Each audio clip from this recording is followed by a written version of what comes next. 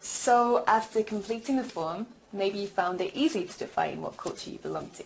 Or maybe you realized that you actually belong to a number of different cultures. So when we talk about a culture, sometimes we mean a nationality, and we can belong to a national culture, like British culture, or French culture, or Australian culture. It could also be defined by the region within a certain country. So we could talk about a certain state or a city or even a smaller area than that.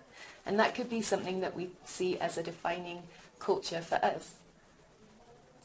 It could also be a religion. So we often hear people talking about a Jewish culture, Catholic culture, or Buddhist cultures.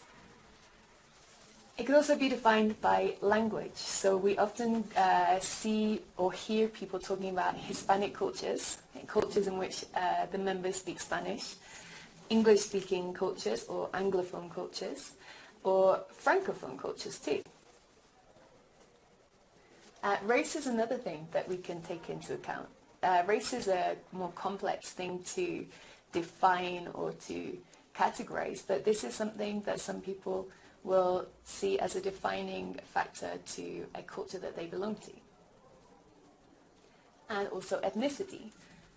Ethnicity refers to our cultural background, our heritage, where do our parents come from. And we have, for example, this is my example, we could say that I am British. That is my national culture and my national identity. I'm also European, so that's a slightly bigger category. I'm also white, which is something that comes into account when we think about things like white privilege. I'm from Birmingham, which is a smaller area, so that's the city in which I was born. And now I'm an immigrant. I belong to a different cultural group, and I'm an immigrant living in Mexico. So I want you to think about those. What are some of the important cultures that you belong to, and why are they important to you?